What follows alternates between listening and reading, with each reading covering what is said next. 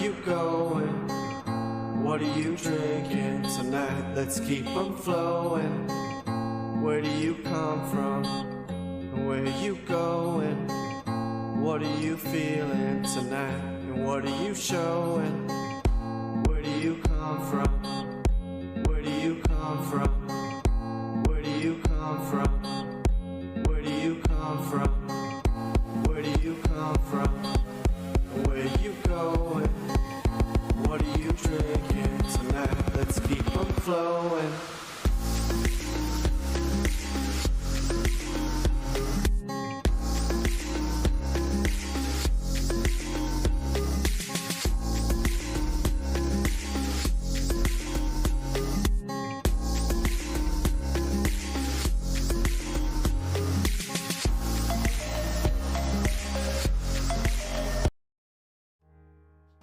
Hello, and we are live. Yes, you are here with Super PlayStation Bros. I'm joined, as always, by the superest co-host, leveling it up, as always, Doragon. What's going on? Oh, that's right, new feature. Look at that. Oh, the chat. Look at it go. Oh, is it working? Yes, it is. The chat's happening. And we love having chat on screen. Look at that. What's up, Miss Phoenix? Ray, the gaming cyborg. Yeah, Miss Phoenix. She wasn't here last week, was she, to see the new updates? Like, we've got stuff over there, stuff over there, stuff now somewhere. Am I pointing in the right direction? I don't know. We'll find out later.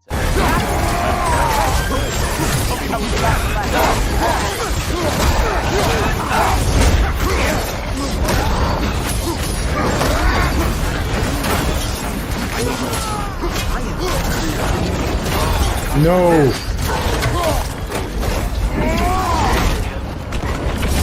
He's so close, guys. I'm running! He's chasing, like, if you could lead him towards the dead bodies, it would help me do damage.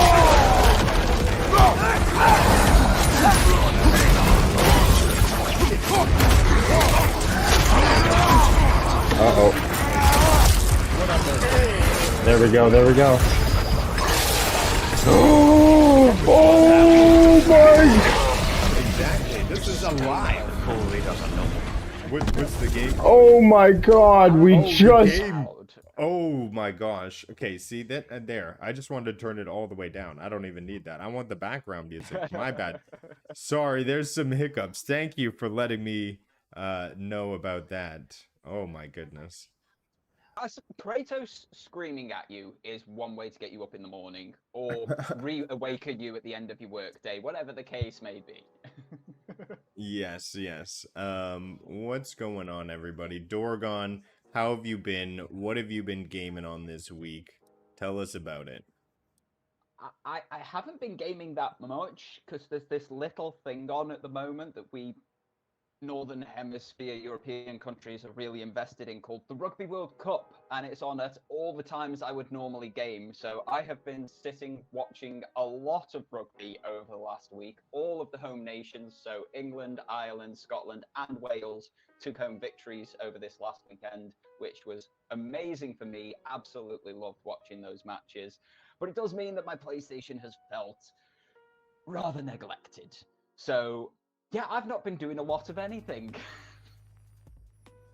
Oh, well, at least you're getting in some sort of gaming of type, you know, taking in the rugby, you know, maybe developing some skills for a new game you're going to take on. You know, you're always picking up something. What's up, Cozy Mountain Gaming? Yes, the McNugget has arrived. I do tell one lie. I did play one game, and it was with Mr. McNugget there. And it was Party Animals, which unfortunately isn't on PlayStation, but I do want to say, what a game. Yeah, the Party Animals is a hilarious bit of fun. There's a lot to be said there. It feels like Human Fall Flat, but you're kind of just waving around punching. I played some of that as well, so... but let's get on to what's going on in PlayStation. But what have I been playing on? Lies of P. Oh my gosh. This is a ode to Soulsborne. Espresso. Come on, buddy. I'm doing a show here. If you could, please. Go to your you gotta crate. He bark. doesn't Come like into seeing frame. other dogs. Exactly. What's up, David Wilson? Hopefully you're doing well. Yeah, so Liza P taking on these massive bosses, 2 phases, having to spec your weapons, thinking about scaling. You have a synthetic arm, so it's kind of like Bloodborne meets Sekiro combined, which I think is a pretty cool concept. You're not as mobile and fluid, especially since I went with the heavy weapon build. But you can switch up the blades and the handles of your weapons, really creating unique blade types and attack strategies, because you have these Fable arts, which allow you to do even more devastating attacks. Just a lot of variety. And I tried to use this new cube technique, and I still do not know what happened with the cube, because the cube won't refresh. So I gotta talk to Wilson, because he said it was like the physics arc or the physics flask in Elden Ring, but it is not like the physics flask. Other than that, just chilling out, having some fun. But yeah, that's been it. I've been involved in that. Obviously, keep looking at all these Spider-Man 2 clips. It's just getting insanely hyped in my brain. We got some 2 days or something until it's in our hands. Yeah. And I'm like, when do I pull the trigger on the pre-order? Because I'm still holding out for no absolute reason, but because I do want all the extra suits, so I'll probably jump into that today. There was an article about this new super venom technique, sort of like the God of War rage mode, where you can get overpowered as Venom and just go insane and spew out powers right, left, center, like just Venom everywhere. Really looking forward to seeing that kind of stuff. Venom everywhere with his 19 inches. Yeah. They're playing on this particular bit very hard. Ron Slusher, Microsoft is buying PlayStation for $24 billion. Wow. I didn't think PlayStation would have been valued less than Bethesda. But I guess from Ron Slusher, who's now running for The Onion, that's the article coming in. And hey, it's what they want to do. It's what they want to do with last week's leaks. So, just buy everybody. We got some details about Spider-Man 2 talking about that. They talked about, and I'm not sure if you saw this coming out of PlayStation Lifestyle, but the length of the game will be similar to the first Spider-Man remastered, or the Spider-Man OGs, so 17 hours of main story gameplay. If you want to include the side missions, that's 25 hours. And then the completionist run is taking about 35 hours. That is a great chunk of story and game. Of course, Miles Morales must have been, I would say, half of that game when Miles looked was at about comparison. 8 hours for just the story. The completionist run on Miles needed 2 complete runs of the story, and I got my platinum at the end of the second run, which I just mashed through the story on second run, and I loved it. I loved how short it was. I loved that platinum run. I loved that I could complete the game in 16 hours.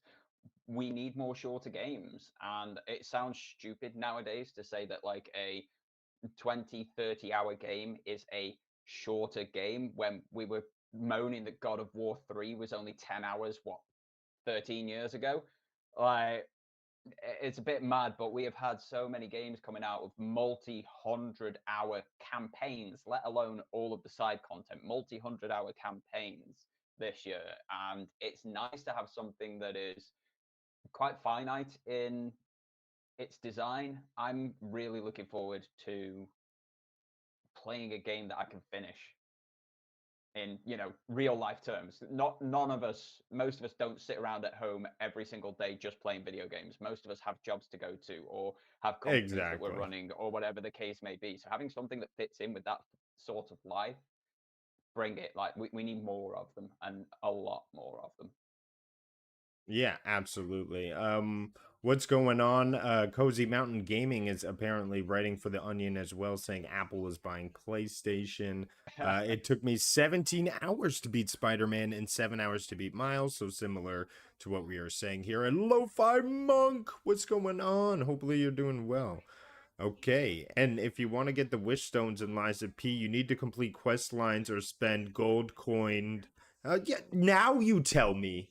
Now All you about tell that me, coin. Wilson. It's not like Send a Drake. physic. Send Drake to go find you some gold coin. You'll be absolutely fine. And yes, Yeah, so I am Will's wearing my Uncharted 3 Collector's Edition necklace. this is the issue here. I'll get into this because Wilson's listening here. Wilson talks like he knew absolutely everything on this subject. And yes, I am at fault for not looking up and relying on him for this information. But he convinced me that it was one way and that mistakes were made. Whoopsie. Exactly. I digress. Ray tracing will be on performance mode for Spider-Man. RTX will run on PS5 as a default. Now, we talk about innovation in gaming, and I feel for AAA games, it happens incrementally in small little bits. And this is something that I see as a small little bit in the background of innovation happening for games. Ray tracing on all modes, so you won't miss out on it. I think that's great. I do too. We've started to notice, as the public, as the playing populace, that graphics don't matter. They really don't. Look how well Nintendo are doing with the Switch. Essentially, a 10-year-old Android tablet at this point. When that released, it had a processor, CPU, and GPU in it from 2015, and it released in 2017.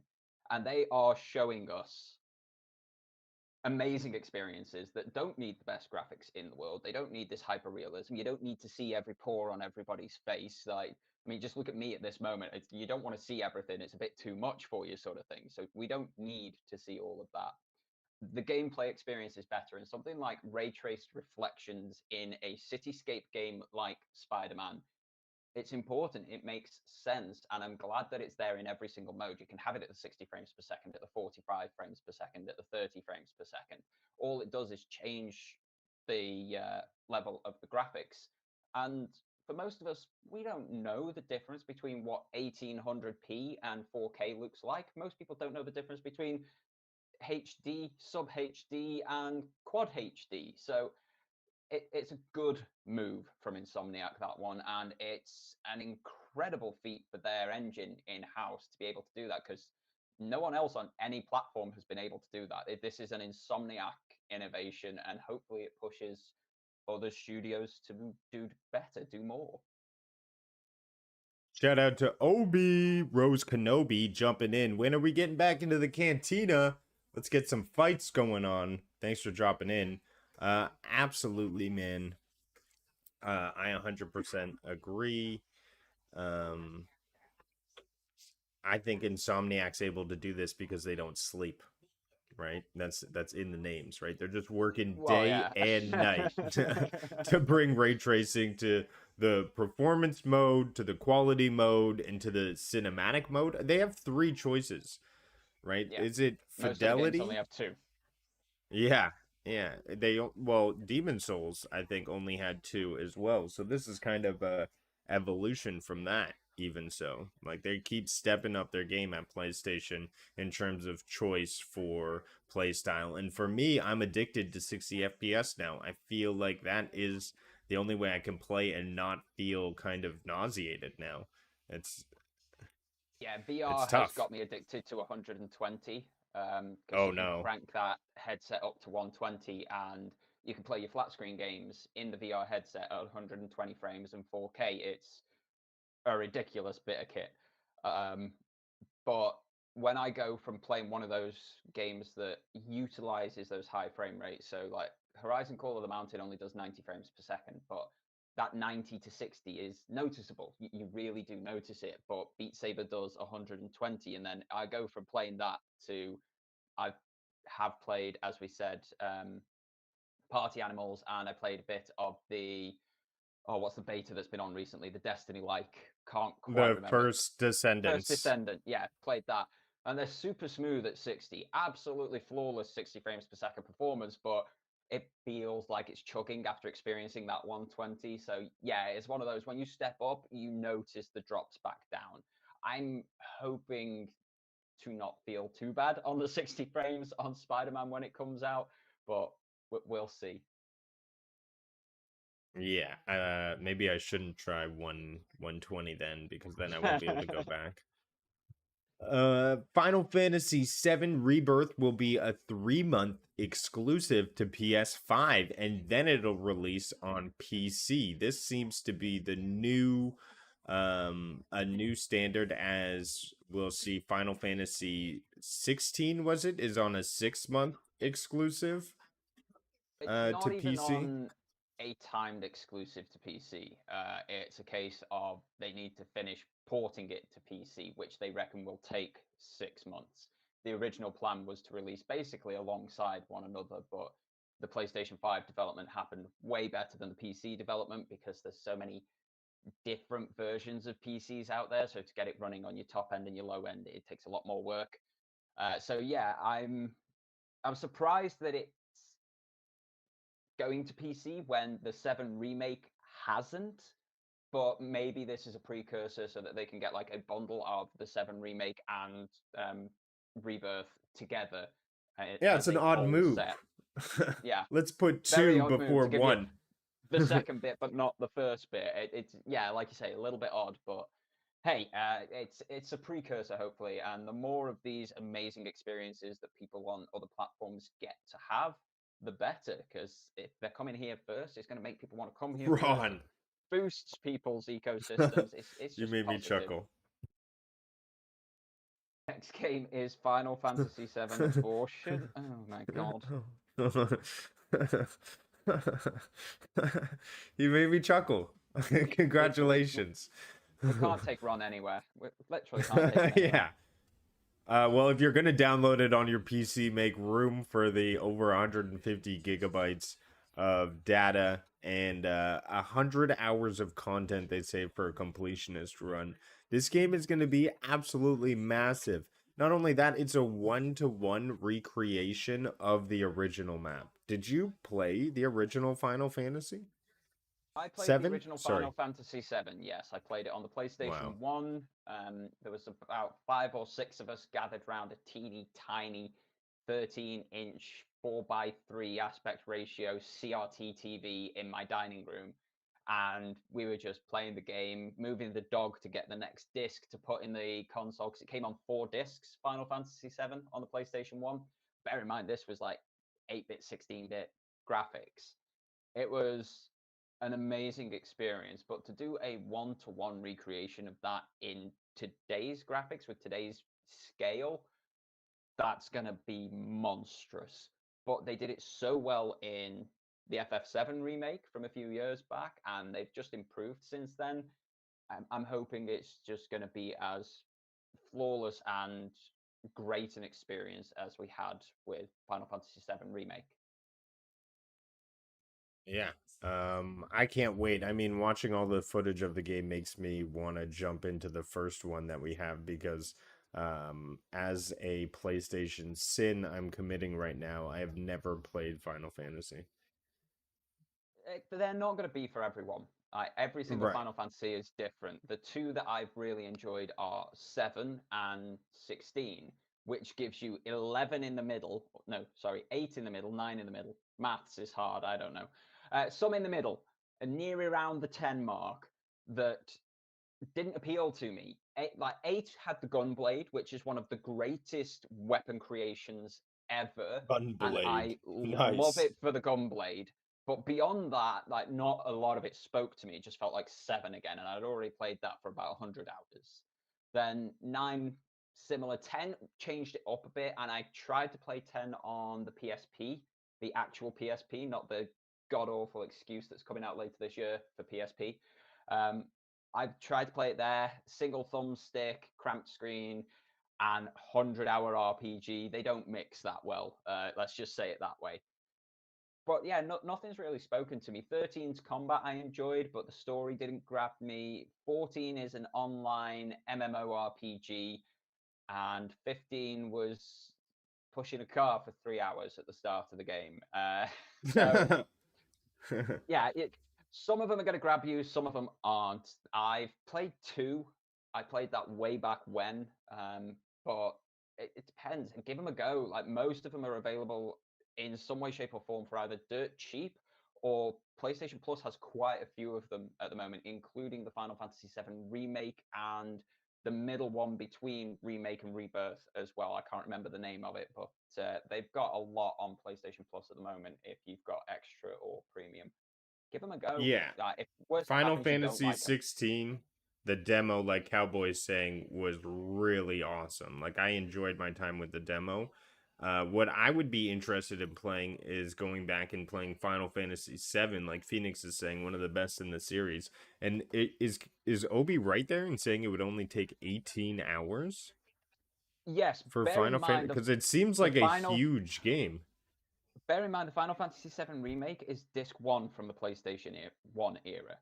You've got 3 more discs to come. They haven't finished making it yet. This is what Rebirth is. It's the next 2 discs. So Oh, so it's the conclusion?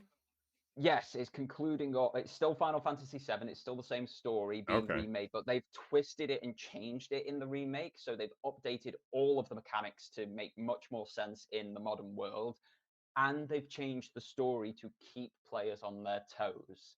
Which has anybody who has played both the original 7 and the remake, they are waiting for Rebirth because that story twist changes everything. Well, I'm looking for something to stream now that I beat Forspoken. What? And by the way, Forspoken is amazing. Is amazing, amazing. Like variety of magical abilities, unlocking the true form of Freya, the open world design. Like Forspoken is so good. It should have done. I feel like it should have released on everything, and it would have done so much better. I I don't would know why disagree. it got some hate like it did, because for me it was just the some of the best gameplay I've had of the year, hands down. It depends how you look at it, doesn't it? This came out in January, and what, a month and a half earlier, we just had God of War Ragnarok. That was the freshest thing in our minds as PlayStation players. And suddenly Right. we've got Forspoken, which is trying to be like God of War Ragnarok. It's trying to be a little bit edgy. It's trying to be like Infamous Second Son. It's trying to be a lot of things, or at least that's what it feels like to the player. And it's not pulling any of those off fantastically. I played the demo of it and it convinced me to not buy it. I was hugely interested in it before playing the demo, but playing that demo convinced me not to buy it because it wasn't a £70 game. And I think that's where that hatred and those negative points come from. They were reviewing it as a £70, $70, $90, depending where you are in the world, title. And at that price, I do not think it is a worthwhile investment. But I picked it up much later in the year, still brand new, still sealed in its cellophane wrapping, unopened, unplayed, for £20. A massive discount on that original 70. And at £20, yes, I wholeheartedly agree with you. Amazing gameplay, great story, like fantastically free flowing traversal and movement. There are some hella cringe moments in there. The tick box exercises of that open world I absolutely hate. But for £20, I'm very Well, you happy can with it. pro tip for those boxes, if you're a Forspoken player, if you go in the menu, you can simply turn off the puzzles Yes. Oh and no, not then those you just boxes. open the Like boxes. the actual just in the world, there are so many Oh. icons to go here, do this. That those are the tick box exercises I Oh, mean. yeah. It's literally I just mean, I a love tick it. box, go and do it. And that's too. I hate those sort of open worlds. Like, Really? give me an alive open world where there is something pushing, even if it's just a side story that just happens in this one mission, in this random encounter. That is much more engaging to me than just go here, do that. It is so boring. It's been done to death. It is the Ubisoft formula of slap everything you can on the map and make people go collect them for hundreds of hours so that they feel like I they've got get their how you money's say worth. it's Ubisoft-esque. I just had so much fun magical parkouring that it was just Yeah. fun traversing. I'm like, I'll go here, I'll fight that, I'll go here, I'll fight that, I'll go like it was just wanted more fighting and running. I get it. I just I get it felt though. like a The kid. mechanics are great. They're fun. They're good. It's just when it's wrapped up in a £70 package, is that enough to justify its existence? And for me, that answer was no after the demo. There wasn't enough there. There wasn't enough free-flowing fun to justify full price. But like I say, at the £20 or what you did, where you got it for like $5 or something ridiculous because you got every bit of money off that you possibly could, well worth it. Well worth it. Cowboy has a question. This weekend I played my PS5 on my PS4. Yes, you can remote Did play to any your of you try PS5 this from your before? PS4. He did a video. Be sure to check out Cowboy Epic Entertainment. If you'd like to check it out, you can play so you're just streaming it, and so It's your just remote play, PS4 yeah. acts as a remote play. Yeah. Yeah, Oh, that's I pretty used neat. it on launch day. On launch day, it wasn't great. One, because I No. imagine everybody was signing up and PlayStation Network was incredibly busy. But also the resolution was shocking. It was I had like 4 pixels across my screen or something. And the PS5 and 4 were both Ethernet hardwired in on that day, but it has improved over time. They've updated the app Yeah. on PlayStation 4, which has increased its stability. They just and had a such. commercial for it. Yeah, it's really good. It's a really solid implementation, and it means if you know this whole PlayStation Portal thing that they've got, this PlayStation Portal remote player, if you've got a PS4 and another TV in the house, you've already got like a setup that does that. Just it's more akin to what you're used to. It's just another sofa, another settee, TV situation. Works really well. It's really good. It works as well as any other remote play. As long as your internet's up to it, it'll be great. And yeah, I've got no problem playing my PS5 from my PS4. I've done a couple of hour Destiny raids that way. Yeah. That's been hit or miss. So hopefully they've updated it since the Destiny raid situations. That was Not the me. I greatest didn't example. No, I didn't realize I needed to open some ports for that one because I'd had a new No, I will say the That was last me. one was better than the first try. The first try was hilarious. I was pausing regularly. All right, let's get into some news here. Spider-Man has gone gold. It has indeed. It'll be in our hands so soon. Do you reckon we're going to get a day one patch with it, though? Oh, yeah. I mean, isn't that like the trend? I would hope How not. can I we hope not? when these things go gold, they're finished, they're done. But I mean, every Cyberpunk single also time, went gold. It did. It did. That's a fair and valid point. But that CD Projekt Red and The Witcher 3 was a catastrophe at launch as well. Why anybody thought Cyberpunk 2077 was going to be good at launch, I don't know. Pick it up 6 years later when it's good and cheap. Let me ask you this, since I'm not uber familiar. Did God of War Ragnarok receive a day one patch? It did, yes. It had Yeah. a 42 megabyte patch. I don't know what it did, but it was downloaded and installed that quick. I couldn't read the damn patch notes before I was playing the game. So I think maybe we'll see something like that, or perhaps Insomniac will make a point to say, hey, no day one patch for us. Check it. But I could see them doing either one, but I think we'll see a day one patch if I was going to be a betting man. We have... I might be wrong on this, but I think the last game that we had without a day one patch was The Last of Us Part 2 in 2020. But Naughty Really? Dog do Without a make day one point. patch? Yeah, they do make a point of launching games without day one patches. It's a point of pride for them. They will only do it if it's absolutely necessary. And I remember Uncharted 3 launching with no install. It played directly from the disc without a patch, which absolutely shocked me in the PlayStation 3 era because everything else was taking like 30 to 40 gigabytes of space on your hard drive. And suddenly this one was just playing from disc. it seems to be a point of pride for Naughty Dog. If the other studios are going that way, that's a positive thing. But again, if the patch fixes something they found since it's gone gold, I'm also absolutely fine with that, as long as it would work for those without internet connection. Anyway, no real hassle. Sweet. Yeah, I hope for the best too. Spider-Man 2 visual and tech details. These are coming out and probably maybe part of a day one patch as well. Improved facial animations make for more emotional scenes with realistic levels of ocular detail, visible capillaries, moistened eyelids, and more. So this one specific comment I wanted to read out, because the first comment I heard when people were seeing footage of Spider-Man 2 was blank face NPCs walking around. And so they seem to have just put it out there and addressed it and said, oh no, we're detailing eyelids. We're moistening them. So really Yeah, cool to see. I've seen bits of gameplay from people like Skill Up and the Completionist and Co. who got invited out to these events in like LA and London. And the facial animations in cutscenes are other level. I've never seen anything like it.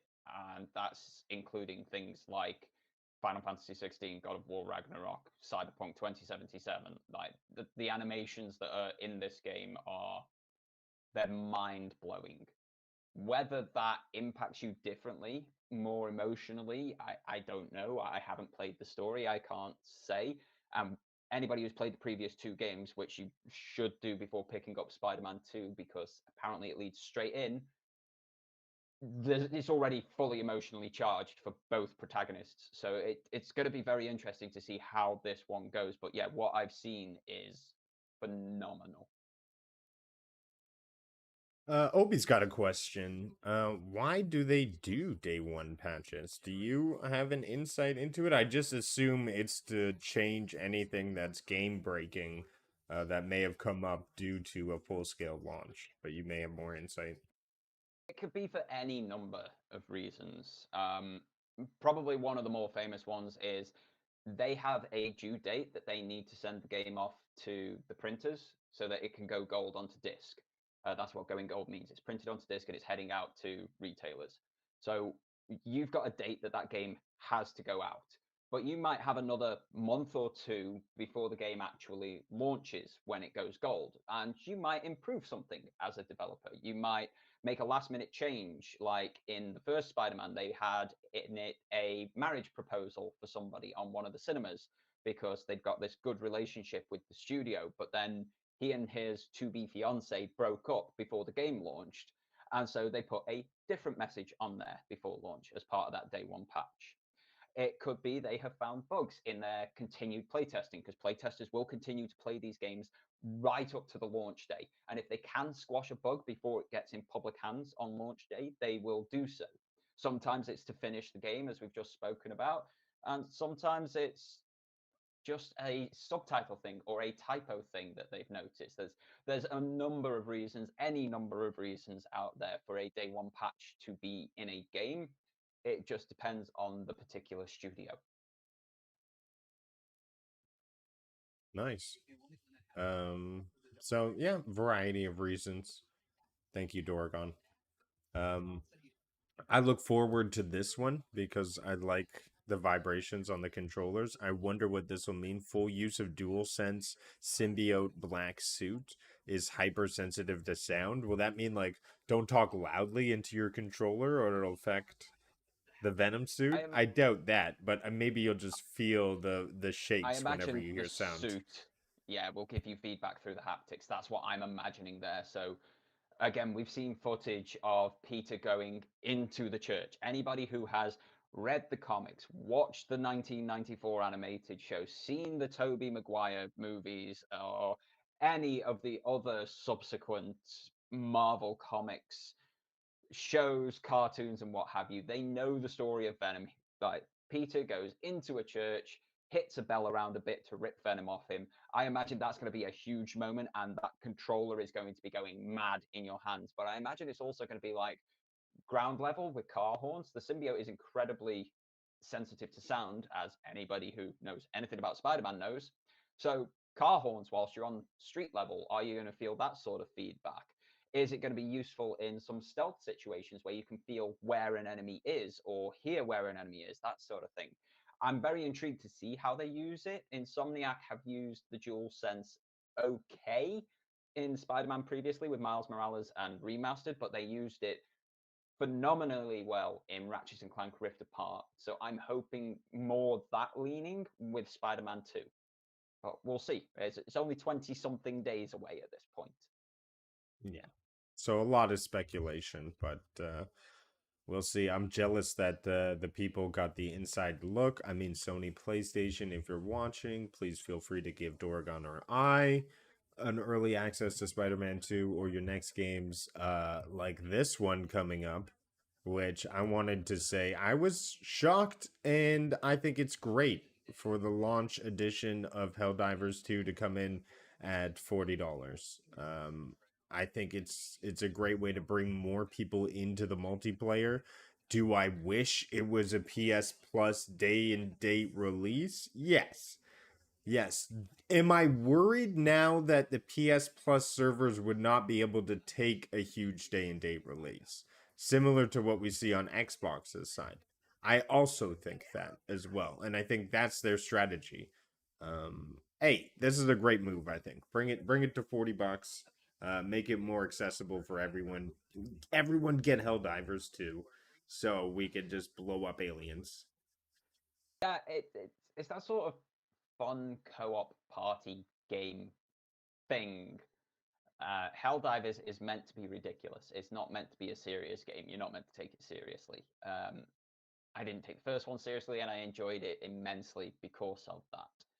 I think putting it at a price point when more people can afford it, especially when you've just increased your prices across all of your subscription services that people aren't going to be investing in much further, is a really good move. And it can always go on to Plus in the future, either as an extra or premium title. There's nothing to stop that. But as a launch, as a purchasable title, which is the way that we know Sony and PlayStation do these things, they release them first and then they will put them on Plus 2-ish years later, as we've seen with Ratchet and Clank, God of War, Spider-Man, and so on and so forth. I think this is a good move. It's a right sort of price point for the type of game that it is. And I do think it will have a few more people take that jump. People who maybe were on the fence a little bit about it previously, they will jump in at $40 rather than at 70. That $30 can buy them the takeaway that they'll eat whilst playing it, sort of thing. Yeah, and it helps on that PS Plus. If you were planning to get this game, it may subtract from that if you're thinking, oh, what's my gaming budget? Otherwise, it's just great to see a non-full price AAA game release. I'm not sure. Does this count as a AAA? It's a big budget game. I'd probably personally call it AA plus. It's not quite that level Double A of plus. AAA game, but it's not quite as small as, say, Hi-Fi Rush in a AA experience, or Stray, or any of the other AA experiences we've had over the course of this year. It's above that, but it's not quite at the AAA. So yeah, AA plus. I'm making stuff up here, but that's how it feels to No, me. that's the new. That's going to be a new category. What's going on? They actually said they wouldn't have Final Fantasy 16 Day 1 patches, and they did. Oh, that's too bad for Square. And Ron Slusher is recommending Trials of Mana on PS Plus. So if you want some value out of PS Plus, you have a Ron Slusher recommended game, Trials of Mana, as well as Purple Haze. Let's go. Hopefully you're doing well. Thank you for coming by. Yeah. Helldivers 2, PC and PlayStation. Simultaneous release. I hope it's crossplay. I'm sure it would be. Is, yes. Because it's all co-op. Yeah. There's no PvP in there. You don't have that issue of twin sticks versus M and K, and right, the twin sticks. Everyone's working together. Exactly. Yeah. So it's going to be very similar to your Destiny raids, and Payday, Nightfalls, that sort of stuff, and Payday. Yeah, because you're co-op working together. So yeah, I'm hoping it's crossplay. I do believe it's crossplay. Everything I have seen has said crossplay, but we have seen that before. And if we haven't had it confirmed, you Yeah. never know. Cross-platform. It says presumably. Yes, that's the issue. Presumably. Presumably. The official stance is presumably. So Presumably. presumably. I went hard into the stumble there. So we have some awesome stuff going on here. What's going on? Oh, here's your story. Metal Gear Solid. Okay. Why this is going to make me upset when we're talking about Metal Gear Solid being locked at 30 FPS now. Will With it my though? computer. Yes, because I feel like it's going to make me not feel good. I would like it to be 60 FPS, especially for something like Snake Eater. I mean, that's So, this okay. article, before you blow a gasket, before that vein in your head starts throbbing and people have to dive Right. out of the way, I let will me stop getting explain. upset about the headline. The PlayStation 2 era games, the Xbox games, so that is PlayStation 2? Sorry, Metal Gear Solid 2 Sons of Liberty and Metal Gear Solid 3 Snake Eater, and anything beyond that, they are running at 60 frames per second because their original consoles could do that. They did do that, and I remember watching my brother play super smooth Metal Gear Solid 2 and thinking, I want to play that because it looks so smooth. Metal Gear Solid the original is a PlayStation 1 release game that came across 2 discs and could only run at 30 frames per second because of how big the game world was. What this Master Collection is, it's not a remake or a remaster of these titles. That's already been done in the past. This is a re-release for modern hardware because many of these games are locked on consoles of old, things like the Nintendo Entertainment System, things like the Commodore 64. If they ever do Snatcher, that is locked on the Sega Mega CD, not even the Sega Mega Drive. It's on the CD additional attachment. So all they're doing is releasing these games on modern platforms in their original format. Because the original Metal Gear Solid only runs at 30 frames per second on the original PlayStation 1, which is where it was an exclusive title, it is now going to run at 30 frames per second, but on many more bits of hardware, including those from Nintendo and Microsoft.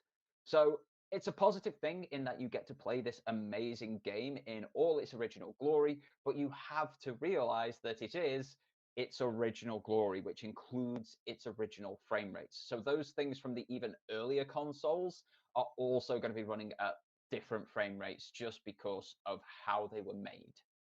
That's all that's happening here, but people are getting up in arms because they're thinking it's the whole thing. It is specifically talking about Metal Gear Solid, the individual game itself.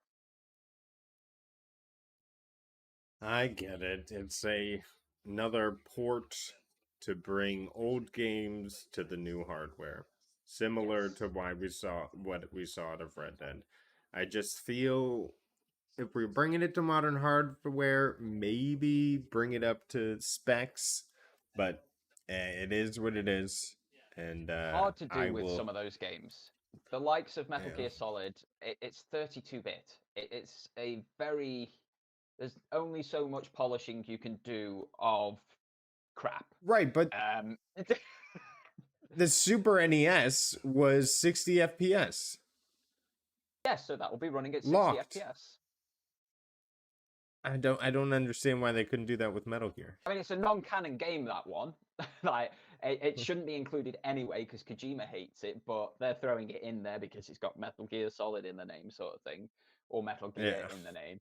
So yeah, you are going to get a raft of different frame rates in that particular collection. I will still be getting it personally because I love the Metal Gear Solid games, but my PlayStation 1 and 2 are still buried in the loft of my brother's house. Don't ask.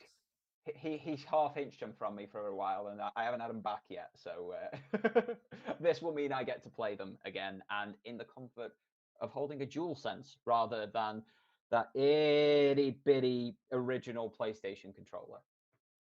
Oh yeah, yeah. That with what? Not the original. With Oh, the original did it with have? no analog sticks. Yeah, no analog sticks. That's what I was about to say. Wow. Yeah, that sucks. That's gotta be hard to play. Yeah, so I'm Phoenix looking forward also to it. brings up anyone played XCOM 2? Yeah, Dorgon sent me this. It's only £2.24. Yep. Down from 44.99. So crazy discount. I don't know where it came from, but great chance Don't to get me pick it up. wrong. If you've got PS Plus, you can get it inclusive of the price there. So if you're paying for Yeah. PS Plus Extra or Premium, just download it. It's included. It's still a great turn-based strategy game. But if you don't have PS Plus Extra or Premium, or you want to own it for yourself moving forward, because you might be cancelling PS Plus in the future because of the price rise or something, £2 for this game. This is a superb title, XCOM 2. Get hold of it for £2. Any game's worth it, near enough. Yeah. Even My Name is Exactly. Mayo. Ron Slusher says Metal Slug is greater than Metal Gear Solid. Ooh, Ron. Mm. Ooh, that's almost a bannable offense there, Ron. I'm sorry. Oof. Oh, and Cowboy beat the Dead Space remake. Finally playing Atlas Fallen. So I'll let you know how the traversal compares. Okay, good, because I don't know. I didn't realize Atlas Fallen was a thing with multiple games. I mean, it looks cool. I'll have to check it out. I've not heard many good things about Atlas Fallen from hands-on and Oh, reviews, and it's one of those that, when you look at a game and you think, there's enough interesting there, I'm interested to see how this develops, but it's not grabbing me and saying, oh, I must buy that, play that now. That's where I've been with that title up until this point, and everything I've seen, everything everybody's said about it hasn't enamored me to look at it further. But again, if it's one of those that I can get for a dirt cheap price at some point, it'd be worth a try, wouldn't it? so Xbox and PlayStation had a baby, and this is what happened. Like, this is a new With their controller. So this is a controller. new Pro controller from Nancom. Nancom make excellent Nuncon. controllers, but if you're making a PlayStation controller, just explain this to me. All peripheral manufacturers, please, somebody, somewhere, somehow explain this to me. When the original controller comes with symmetrical sticks at the bottom of the controller, which you ask most PlayStation players, they prefer because it is symmetrical at the bottom of the controller and you've got the same movement either side. Why do all of them make these asymmetric stick designs for PlayStation consoles? These are the sort of gamers that don't want that. Everything else about this particular controller, that I think it's that way I need to point. Yeah, that particular controller is really good. It's got Hall effect joysticks, so you will never experience stick drift again if you have this particular controller because it's all using magnets. It has what looks like 27 buttons on the back of it that you can map any input to. So it can be multiple button presses, or say you're in a first-person shooter, just have all of your face button actions on the back of the controller. It can have multiple Ron IDs. wants to So know if this controller has a rapid fire button. Is that what you were just I explaining? it might do. We are not 100%. I haven't seen the full spec sheet, just what all of the articles were saying on announcement day. I do believe the full spec sheet is up on Namcon's website now, so you should be able to go and find that one out. But also, as Miss Phoenix says, that is a little bit of cheating. So yeah, rapid fire is one of those questionable buttons. So they probably don't have that Well, I mean, marketing if you can themselves as do a it with pro your controller. controller, it's not cheating. If they're selling the product to you, it's not cheating. Depends who Like, you ask and what sort of circumstance. I don't know. I don't know. I'd say let Ron get the kills in. He needs to make those plays. Yeah, touche, fair play. It's up to him. Just don't do it in a competitive atmosphere, sort of thing. But yeah, it's a really good controller. There's a lot of replacement Use it options. You can add competitively. additional weights to it, so it feels heavier in the hand or lighter in the hand, whatever you prefer. You can swap out the full sticks if you wish. You can have higher sticks, lower sticks. You can change how far the triggers will press. It is one of the pro controllers, which probably means it's over 200 quid, which is just out of my price range, unfortunately. But again, there's some really good tech on this. The Hall effect sticks being one of the major ones. But why the asymmetric and sticks, and why the very, very strange D-pad? What is going on with that D-pad? The up is elongated. I feel like it's weird. It's being facetious. I don't. Is this a bad joke or something? I don't know. The D-pad is erect. Let's just say that. One way to put it. Standing to attention, yeah. Moving on. Moving on, yeah. Let's get on to the next one. Oh, a Push Square article. Give me a uno momento, por favor. So I hope the battery lasts longer on that thing, though, because I'm not the happiest with my battery life on my PlayStation 5 DualSense Edge. Although I love the controller, I love the premium feel. The battery life is so bad. You're always going to struggle for battery life on Pro controllers. It doesn't matter whether you're buying it from Scuff, from Xbox, from PlayStation, whatever the case may be. You are adding additional things onto an existing form factor. And when you do that, something else has to be sacrificed. And you're not going to sacrifice the inputs. That kind of defeats the whole point of a Pro controller in that scenario. So the thing that gets sacrificed when you're doing all of these additional inputs is the space for the battery. That's the only thing that is reasonably sacrificial in these scenarios. So I don't think you are ever going to get a Pro controller that can outlast a basic controller. You might get ones that match it. That would be fine by me. I think the Namcom might match the DualSense, just the base DualSense, not DualSense Edge. But like you look at my Sense controllers for the PSVR 2, I get like 2 hours, maybe 3 hours out of those. They're constantly on charge. We do need better batteries, but we need better battery tech to be able to get better batteries in these devices. Because I feel like whatever they did to the Xbox Elite 2 controller, that thing will last 40 hours somehow. Although I will say the rumble is non-existent. It's just a silly rumble. And I will say haptic feedback, I can see why it's eating up. Every footstep you can feel when you're running with Forspoken on right to left to right. The controller's alive, and it takes a lot of juice, but we just need some better battery. But we're going over solid state batteries to improve these things now. That's the sort of point we're at, and most manufacturers who do anything with batteries are looking into it. So Sony's included in that, Samsung's included in that, Hyundai and Toyota are included in that. Basically, anybody who has batteries involved, they are looking into better battery tech because it's just going to help the world so much. Yeah, that rabbit with the drum, he's lead on the project. It's like, come on, guys, we got to figure this out. Doom, doom, doom.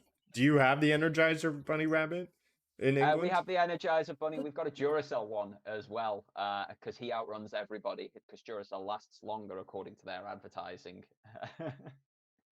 Wait, there's a Duracell Bunny and an Energizer Bunny? Yeah, it got confusing. We don't have the Duracell Bunny. Yeah, we've got the Duracell one. I think Energizer have done away with their bunny. He's now just like an animated battery. But who the hell is buying alkaline AA batteries anyway? Oh, yeah, Xbox owners. Sorry, did I say that out loud? Yeah. Well, they're also spending... We saw some figures to get AAA games onto PS Plus and Xbox Game Pass. And they are astronomical. They cost more than to make the game itself to get onto the subscription plans. That is a big takeaway. We have upwards of $300 million to nab Star Wars Jedi Survivor. insane. 250 million in relation to Mortal Kombat 1 and Suicide Squad, and sorry Ubisoft, only 100 million for Assassin's Creed Mirage. With a lot of these games, I remember seeing Grand Theft Auto being 15 million a month to maintain on Game Pass. So crazy numbers here, where we'll see actual Xbox and PlayStation maybe being the main consumers, the main purchasers of these games. It's a new world with these subscriptions. We'll see how long this lasts. It's why I don't foresee them lasting, at least not in the current guise. We've had the Tokyo Game Show this week, and Phil Spencer and Xbox were there, and he did say that it is inevitable that Game Pass prices will rise again in short time because of costs like this. The costs of running Game Pass are astronomical. And if that keeps happening, if the price of these services keep rising, like we've just seen a massive rise in PlayStation Plus that is causing a lot of people to reassess their subscriptions. I'm reassessing my subscription. I host a PlayStation podcast with yourself, and I am reassessing my PlayStation Plus subscription. I mean, come on, Sony, when the people who are shouting loudest for you are reassessing their situations, you're doing something wrong. But it's going to be exactly the same with the Xbox side of things. They've already upped that Game Pass subscription from, here in the UK, it was £10.99, it's now £13.99. It doesn't sound like much, but over the course of the year, that is a massive £30+ increase. And most people don't have that sort of spare cash, as we were talking about the other week with the PlayStation rise in price. If they're then raising that again and it's going above that £15 mark, or it's pushing towards that $20-25 mark over in the US, a lot of people are going to start questioning the validity of having that service. We are seeing everybody push up prices. Netflix are pushing up their prices. Disney are pushing up their prices. Disney are on about cracking down on password sharing and making everybody have their own individual accounts.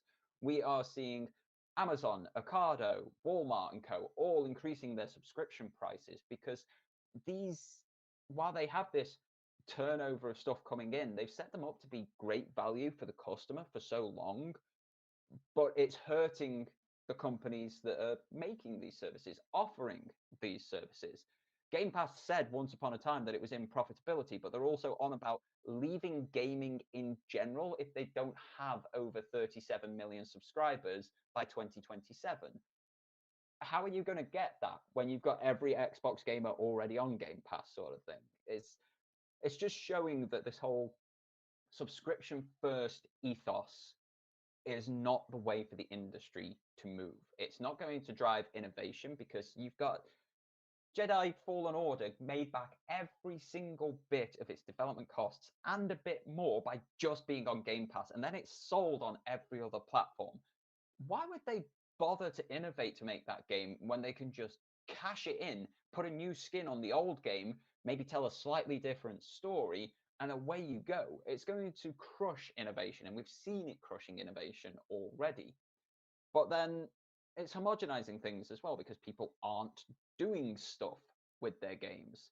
And when these companies are forking out this much to make these games, then put these games on this platform, it's unsustainable. And I'm hoping it leads to a purchase first world and these subscription services become a backup optional thing that doesn't feel required for these platforms, because right now they're just pricing themselves, every single one of them, out of the market.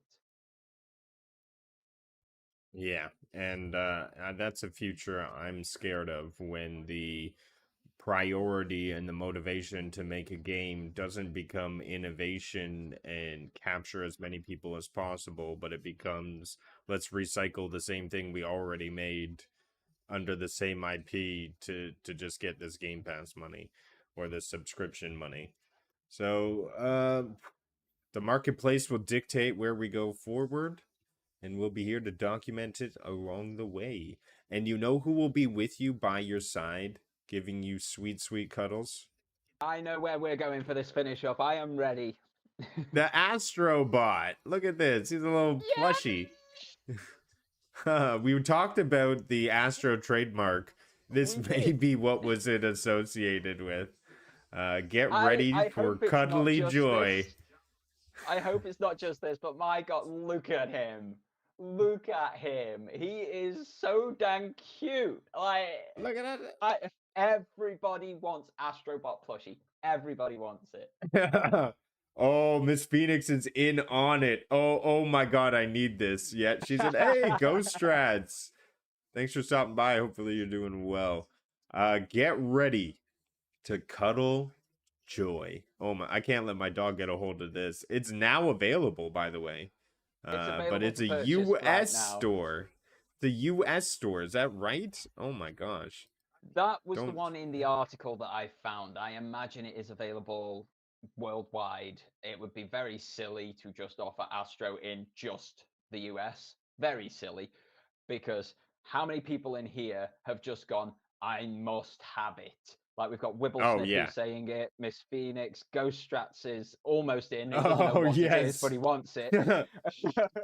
Look at him. Like, He's sitting on the PlayStation. Oh, look at Astro. it's amazing. We need plush He's got Astro. little We just need him legs. sat here during the show, don't we? Oh, yeah. Wow. Okay. I'll add him.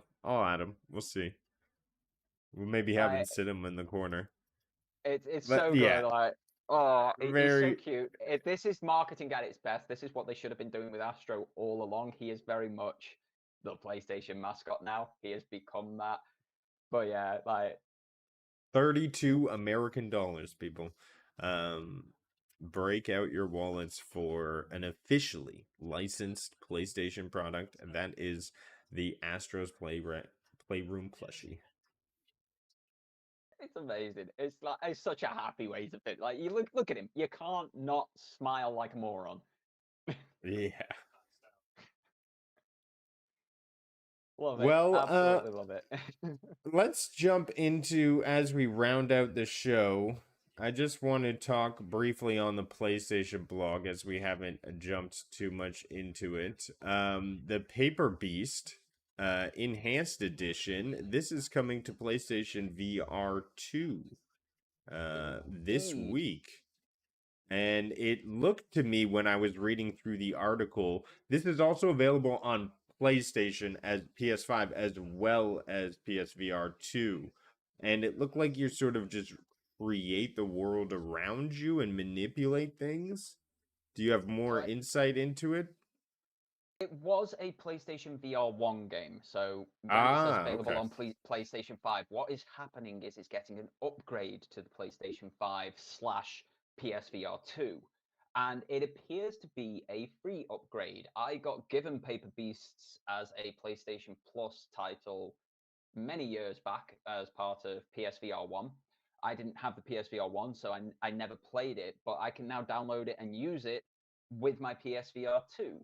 So it looks to be a free upgrade for anybody who already owns the game, which is amazing. So it's slightly better graphics, designed to work now with the VR2, which is a slightly more accurate VR headset. It's it's a very strange from my very short time with it. I imagine as I spend more time with the game, it'll get bigger. It feels like Journey. If anybody's ever played Journey, that 2012 game of the year, which was completely silent and it's just you and your scarf traveling across the desert to find out what's going on and save the world, sort of thing, and make friends along the way, silent friends. It's got that sort of air to it, as it's this sort of game. You're exploring and finding it. Like I say, I don't fully know. I've only had about 10, 12 minutes with it thus far, but yeah, it's a nice upgrade. It looks good, plays good, and it's nice that they've done it for free as well. Most of the other ones have come at like wow. a £2 to £3 upgrade, which, not end of the world if you didn't pay for the game originally because it came on Plus or something. But if you did pay for the game and then you've got to give it a bit more to get it on new headset, it's nice to get a free one. The fun thing I saw about this is they're playing around with motion in PSVR 2, which I always thought, or traversal. So this continuous locomotion I thought was interesting that they're implementing, wondering how that feels, because that that point and click and teleport is kind of a tough thing to wrap your mind around when you're just getting that jump. So It's a I'm hoping lot they tackle easier on that. the equilibrium. Yeah. When you Yeah. first start out in VR, that teleport, that jump, that's a lot easier on the equilibrium. I am now at a point where I prefer the boots on the ground running around, especially in games like Synapse and Crossfire Sierra Squad. I am much happier just running around. It's when it does weird things, like you lean against or trying to lean around a wall and it pushes you back from the wall and it's not your movement. It just turns your stomach upside down, that sort of feeling, like when you go over a hump too quick on the road. I imagine this is going to have a bit of weirdness to it with that perpetual motion. Well, I'll find out. I'll let you know. If you don't hear from Yeah. me, I've collapsed and knocked myself out. Yeah. And lastly, let's tackle on a little bit more Final Fantasy VII Rebirth. I wanted to talk specifically in this article. Is this game like everything? Like they have racing, they have little combat simulators. You can customize your chocobo. Was their vision when they made Final Fantasy VII to just make the everything game? It just seemed like epic boss fights, puzzles, world traversal, story. Like they just tried to do it all in one game, I feel. Final Fantasy is the truest form of an RPG, especially number 7.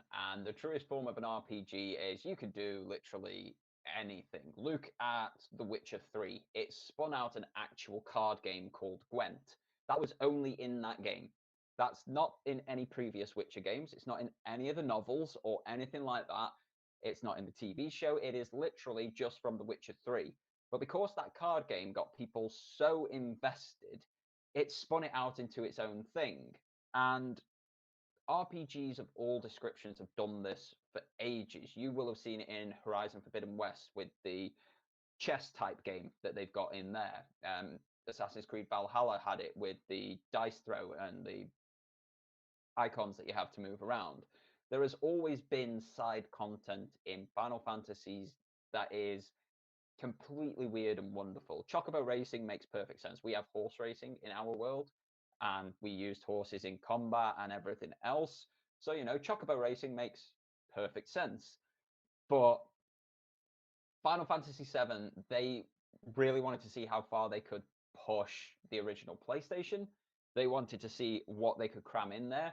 And they did essentially, as you say, cram everything into it. And they created a game that you could do anything. It was the ultimate role-playing game.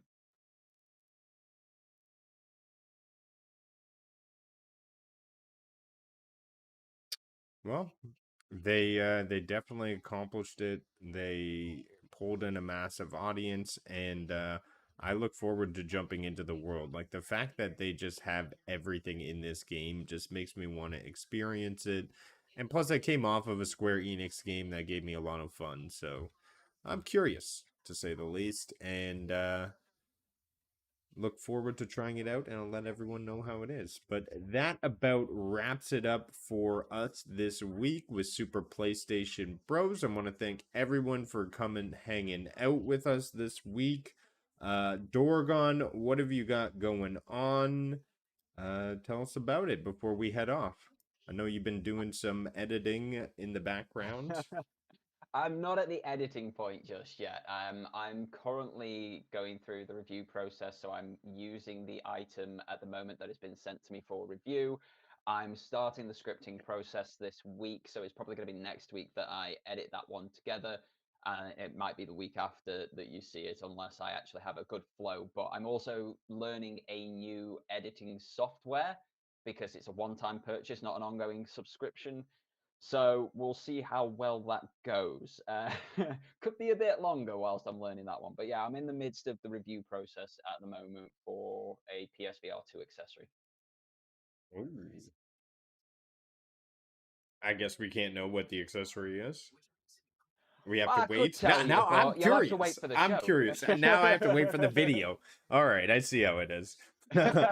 So what accessory could this be? And then you'll find me on Rudigs, Rudiggz. Catch me live streaming, hopefully some Final Fantasy VII. We'll see if I can download and perhaps start up a stream tonight. Been looking for a new game to jump into.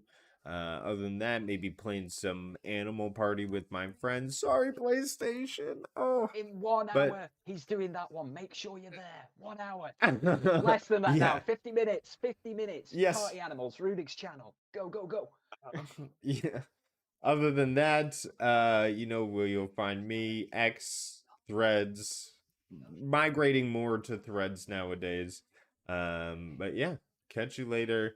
Thanks for coming, and of course you'll find us next week at the original time, 10 p.m. Look out for the social. 10 a.m. in the morning. I was going to say, you're 10 p.m. Check out I'm the not going to be socials. up at 2 a.m., mate. Like, not a chance. And hopefully we'll have a little Astrobot. That's gonna be my mission for next week. That's your mission. because I like that Astro. idea. Nice. Astro plushie sitting in the corner there. Thanks Love it. everyone for tuning in. Like, subscribe, all that good stuff. Make sure to follow Rudigs and Doragon. Links in the description, as well as if you have a gaming screenshot. We're running a contest in the Discord. Make sure to post your gaming screenshot. There's like a week left in the contest. You can win prizes, $25 main prize, $10 second prize, plus bragging rights. That's right, you get your own personal role and color in the Discord. So much fun we're always having. Other than that, take care, be kind to each other, and bring peace into the world. Take care, all.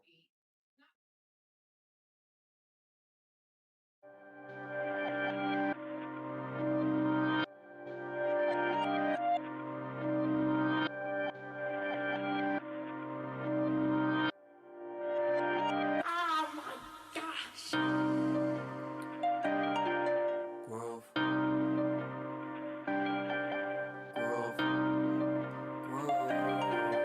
Grove. Grove. Why try to believe in me? Why try do I even need to?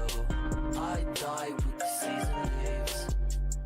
I glide with the season breeze. True, my mind so easily spooked.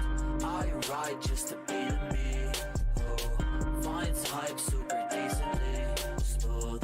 Nice type, but as sick as me.